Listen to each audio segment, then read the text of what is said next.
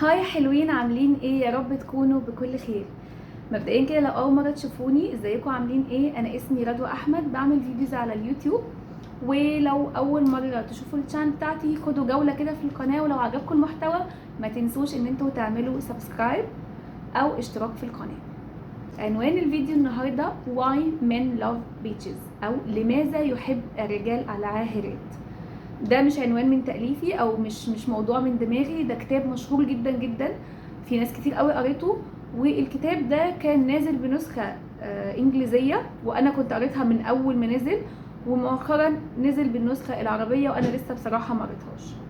بس انا في الفيديو دوت هقول لكم كده في نقط باختصار ايه الحاجات اللي انا كنت فاكراها لما قريت الكتاب ده، لانه انا شفت ان هو فعلا افادني كتير قوي في تكوين شكل العلاقات جوه دماغي كده. يعني بقى عندي مفهوم انه ايه الطريقه الصح اللي تتعاملي بيها مع شريك حياتك، وايه الحاجات اللي المفروض تبعدي عنها، وليه اصلا الرجاله بيحبوا النوع ده من السيدات. طيب خلينا قبل ما نبدا الفيديو بس نبقى نحط كده لاين تحت حاجه او نهايلايت حاجه، انه لماذا يحب الرجال العاهرات. المقصود هنا او المفهوم هنا عن كلمه العاهرات مش المعنى الدارج المفهوم عندنا احنا في الشرق الاوسط، يعني لا، هنا المعنى انه بالمعنى اللي عندنا احنا هنا الاندبندنت، الست المستقله، الست اللي شخصيتها قويه، اللي هي عندها شخصيه تعرف تقول اه ولا، تعرف تتخذ قراراتها من غير ما تلجا للراجل او تبقى محتاجه ان هي ممكن ترجع له كمشوره، بس هي مش محتاجه جواها ان هي ترجع له، هي جوه نفسها قادره ان هي تاخد الديسيجن ده، وقادره ان هي تقرر عن نفسها.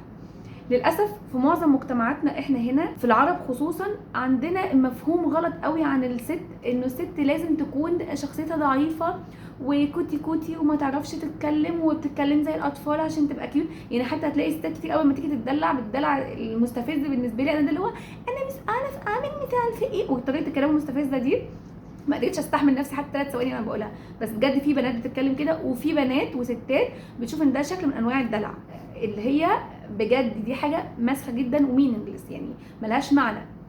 فللاسف احنا عندنا خلط هنا ما بين مفهوم الست الضعيفه والمستكينه واللي هي بتتعامل كطفله وما تعرفش تقول اه ولا لا، وما عارفين انتوا شيري عادل في الفيلم بتاع انت تاكل ايه، انت حب ايه، انت اشرب ايه، اللي هي مش عارفه تقرر خالص. والموديل التاني اللي هو بتاع زينه، مش فاكره الفيلم كان اسمه ايه، بتاع احمد حلمي، اللي هي بتعرف بقى تقرر وبتقول اه ولا، ومش محتاجه ان هي ترجع له، او ممكن ترجع له ان هي بس بتشير معاه قرارها الاوريدي اللي هي خدته، او ممكن حتى ما ترجعلوش. فاحنا عندنا هنا خلط ما بين المفهومين دول قوي جدا، الست الدلوعه والست الضعيفه، وانه عشان تكوني ست وعشان تكوني دلوعه وجميله لازم تكوني ضعيفه، ولازم تكوني مستكينه، ولازم يكون صوتك واطي وصوتك مش عارفه عامل ازاي. ده مش حقيقي ابدا.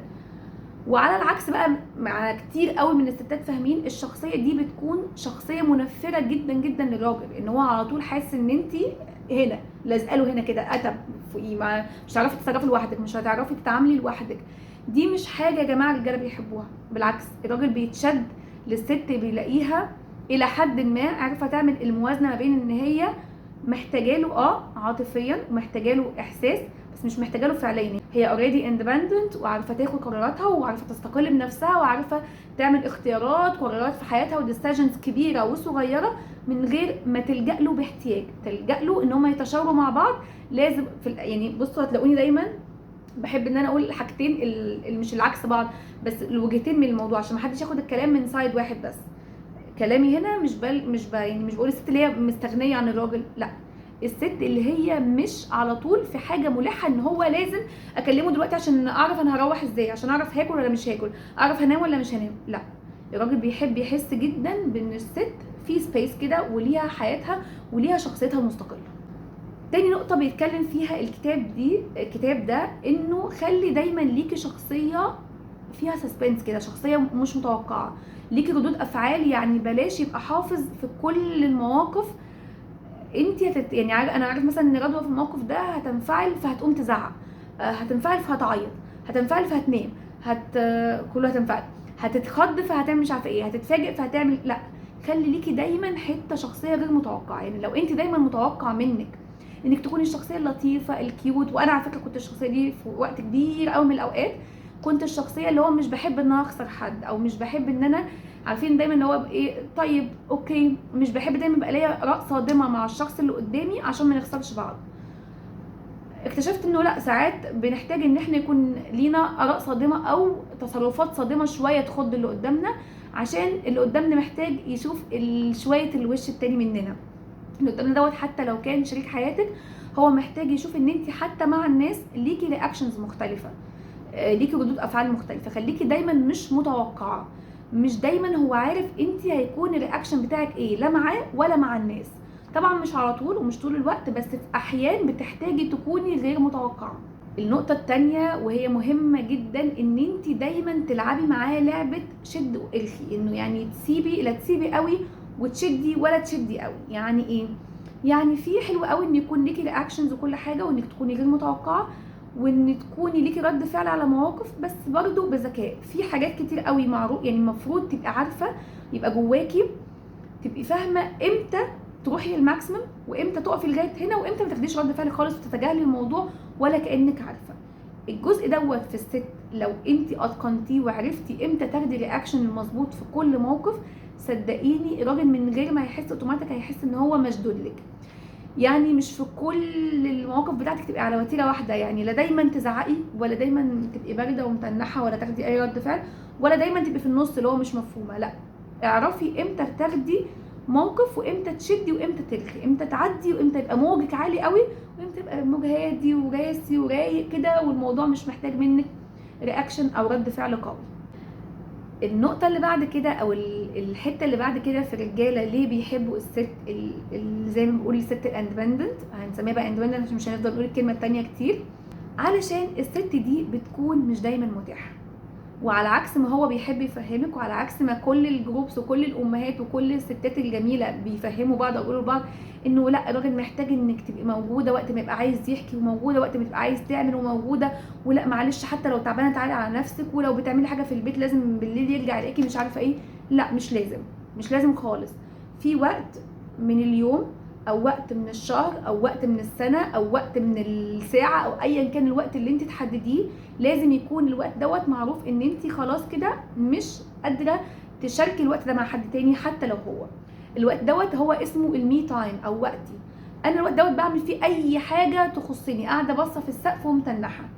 ده من حق اي بني ادم على فكره، مش من حق الستات بس هنا خلينا نتكلم في موضوعنا. الراجل محتاج يحس او لازم تحسسيه ان في وقت خاص بيكي انت بس، مش مسموح لحد يشاركك في الوقت دوت، ومش غلط انك تاخدي الوقت دوت لنفسك، واعملي بقى فيه اللي انت عايزاه. العبي بيلي، اتفرجي على موفي، اخرجي، روحي كولي، روحي سينما. يعني انا كتير قوي من الناس بتيجي تستغرب ان معقول نزلت تاكلي لوحدك، معقول رحتي سينما لوحدك، معقول نزلتي تعملي شوبينج لوحدك.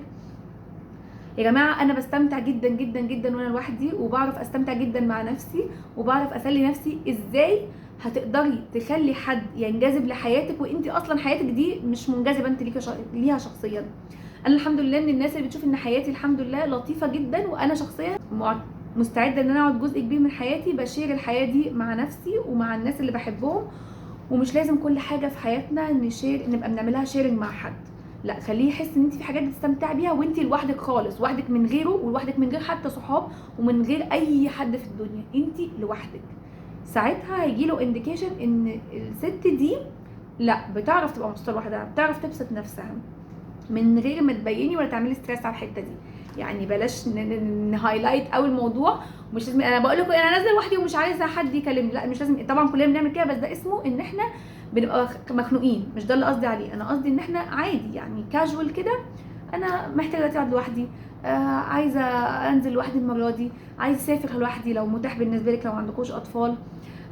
يعني حاولي تخلقي كده مي تايم لنفسك. دي حاجه صدقيني مهمه جدا في العلاقه. الحاجه التانية اللي لقوها الرجاله بتنجذب ليها او موجوده في الشخصيات اللي الستات بتحبها، اللي هي السنس اوف هيومر، ان يكون عندك حس فكاهه او روح الدعابه، انك بتعرفي تهزري وبتعرفي تبقي بتضحكي في وقت من الاوقات، وبتعرفي ترمي نكته حلوه كده عادي. وفرق كبير قوي ما بين الهزار وحس الفكاهه وان انك تكوني شخص لطخ او شخص، يعني في ناس كتير قوي يعني بيمزجوا ما بين الحاجتين، ان هي ممكن تتريق عشان تبقى كده فاكره ان ده حس فكاهه او ان ده حاجه لطيفه ودمها خفيف. لا، خليكي انه بتعرفي تهزري، ما بتعرفيش بلاش، بجد بلاش احسن. طيب يا جماعه، كنا بنقول، معلش عشان جالي تليفون بس كده قطع الفيديو. كنا بنقول ان انت تخلي عندك روح الفكاهه، ولو ما بتعرفيش عادي العبي سهل بقى، ما خلاص مش لازم نهزر ومش لازم نضحك، بس ما تحاوليش ان انت يعني ايه تجبري نفسك او تضغطي على نفسك عشان يكون دمك خفيف. موضوع مش ضروري خالص ومش لازم خالص. النقطه اللي بعد كده بقى وهي الثقه في النفس. الموضوع ده مهم جدا جدا جدا، وعايزه اعمل عنه فيديو لوحده، لانه موضوع ان انت تكون عندك ثقه في نفسك ومصدقه نفسك ده مهم جدا للتعامل مع الناس عموما. عمر ما حد هيثق فيكي او هيصدقك او هيحبك وانت نفسك مش حابه نفسك ومش مقدره نفسك ومش واثقه في نفسك. فلازم يكون عندك ثقه في نفسك، ولازم يكون يور بارتنر او شريك حياتك ده عارف، يعني جوه كده ديب انسايد هو عارف ان رضوى واثقه في نفسها، يعني هو نفسه حاسس ان انت حاسه بنفسك. ليه؟ هو مش تناكه، او مش معنى كده ان انت تبقي تنكه وتتنكي عليه، لا، بس لازم هو يحس ان انت مقدره نفسك عشان يبدا يبص لك بنفس العين اللي انت شايفه بيها نفسك. الناس صدقوني بتاخد مننا وجهه نظرنا في نفسنا وبتبدا تبني عليها وجهه نظرها هي. بيبقى ليهم وجهه نظر مختلفه وليهم وجهه نظر خاصه بيهم هم، وطالعه من حاجات كتير قوي بقى، من رياكشن بتاعتهم، من هيستوري بتاعتهم، من تربيتهم، من وجهه نظرهم، من حاجات كتير. يعني مش كل راي الناس بيكون صح فينا، بس صدقوني جزء كبير قوي من راي الناس هم بياخدوه من راينا احنا في نفسنا، من وجهه نظرنا احنا في نفسنا. فلازم تشتغلي على النقطه دي كويس قوي، ولازم يكون عندك ثقه في نفسك كبيره قوي ومصدقه اللي انت حابه توصليه للطرف التاني، وبالتالي هتلاقيه هو مصدقه. يعني لازم تكوني حاسه ان انت تستاهلي انك تتحبي، وتستاهلي انك تتقدري، وتستاهلي انك تحترمي. ومش سهل ابدا ان حد يجي يقلل من احترامك او من تقديرك علشان هو شخصيا يكون مصدق كده. لو انت حاسه انه انت لا، سهل ان هو يجي عليا وسهل ان هو يقلل من احترامي، صدقيني هتلاقي ده في كل تصرفاته معاكي. ولو العكس هتلاقي ده في كل تصرفاته معاكي. صدقي نفسك وخليكي واثقه في نفسك عشان خاطري هو كمان يقدرك ويحس ان انت حاجه ذات قيمه. وخدي بالك بقى، علشان يعني تكوني واثقه في نفسك، او عشان نكمل حته الثقه في النفس دي، لازم يكون ليكي باشن او ليكي شغف، ليكي حب لاي حاجه. حتى لو الموضوع ده بسيط جدا، بتحبي مثلا حاجتك، يعني بتقدري قوي ان انت لازم تشربي القهوه في فنجان معين. انا بقول لكم الحاجات دي عشان انا شخصيا بعملها. هتلاقي اللي قدامك نفسه بيبقى عارف انه خلاص لا، رضوى لازم تشرب في الفنجان ده، رضوى لازم الحاجات البسيطه دي لما انت بتقوليها للناس او بتبقى باينه عليكي، لما انت اصلا بتقوليها لنفسك وتكوني مصدقاها وحاسه بيها وبتعمليها لنفسك كده طبيعي، بتحسي انه اثرها بينعكس على الطرف التاني. فشويه من الثقه في النفس بيكونوا عباره عن اهتمامك انت شخصيا اصلا بنفسك، واهتمامك انت بتفاصيلك. هتلاقي الطرف التاني هو كمان مهتم بتفاصيلك. لا، مش هينفع ان انا اقدم لها الاكل في اي طبق، مش هينفع ان انا احط لها الاكل القهوه بتاعتها في اي فنجان، لان هي شخص بيهتم قوي بالموضوع دوت، فانا هعمل كده. النقطه الجايه دي مهمه جدا جدا جدا. الست بيتحكم فيها حاجتين، مشاعرها وغريزتها. الراجل بيتحكم فيه حاجتين برضو، عقله وغريزته. فهنا الكومن ايه؟ الغريزه، فمش هنتكلم عليها. لكن اللي مش كومن ايه؟ انت بيتحكم فيكي مشاعرك وهو بيتحكم في عقله. فاذا انت حاولي تتحكمي شويه، تعملي هول شويه في مشاعرك، وده موضوع صعب جدا وصدقوني بيحتاج مننا تمرين قوي جدا. كنت بقول لكم انه الست بتتحكم فيها مشاعرها والراجل بيتحكم في عقله. وهنا حلو قوي انك تعرفي، صدقوني ده كان مش كلام فيديوهات وخلاص، بس كلام عن تجربه شخصيه. حلو قوي انك تعرفي تعملي المعادله والموازنه ما بين مشاعرك وعقلك، انك تخلي الحته الذكوريه شويه جواكي هي اللي تصحى، وفي تصرفات كتير قوي في حياتك يتحكم فيها عقلك مش مشاعرك. هتلاقي نفسك انت اللي بتكسبي، هتلاقي نفسك بتتصرفي صح اكتر، هتلاقي نفسك في الطريق الاسلم او في السايد الاسلم. زي مثلا ايه؟ هو غلط فيكي، عمل موقف مش لطيف، قلل من احترامك. مش حلو بقى ان احنا نقعد نزعق ونصوت ونشتم هولد كده. امسكي مشاعرك، لان انت اول رياكشن هيجي عليكي انك تقومي تكسري اي حاجه، او تقومي يعني كست طبيعيه هتقومي تنفعلي بتعملي مشاعرك. لا، مش دايما بقى تعملي كده. ساعات ممكن محتاجه انك تخضيه شويه، ومحتاجه يبقى فيه الموضوع ايه زي ما قلنا، او كده رد فعل مش متوقع. يعني ممكن مثلا من كلمه بس هو قالها تروحي ماسكه مثلا المج اللي جنبك ده وتروحي كسراه. ايه رايك؟ مش متوقعه. صدقيني ساعات بيحتاجوا ان هم يتخضوا كده، بس طبعا بعد ما تامني بقى ان المكان فاضي ومفيش اطفال جنبك ومفيش حاجه. صدقيني مش لازم بقى نفس المثال ده بالظبط، بس قصدي حاجه شبه كده. لازم يبقى فجاه ليكي رد فعل غير متوقع، بس برضو لازم تحكمي عقلك في بعض الاوقات. لازم الحته العقلانيه شويه تشتغل فينا. مش على طول مشاعرك هي اللي سايقاكي. يعني بصوا انا مش عارفه طبعا ان انتوا عارفين الكلام بتاعي مش بيبقى سكريبتد ومش محضره في ورقه وقلم، ده اللي فاكراه من الكتاب من لما كنت قريته، وكمان مش عايزه الفيديو يكون طويل قوي، فخلونا نكتفي بهذا القدر المره دي. بس لسه في حاجات كتير قوي، في بوينتس كتير قوي المفروض نتكلم فيها. لو الفيديو عجبكم اكتبوا لي في الكومنتس نكمله ونعمل بارت 2 منه، واعملوا لايك للفيديو لو عجبكم، وما تنسوش ان انتوا تكتبوا لي في الكومنتس نتكلم عن ايه الفيديوهات اللي جايه. اشوفكم ان شاء الله بكل خير في فيديو جديد. باي باي.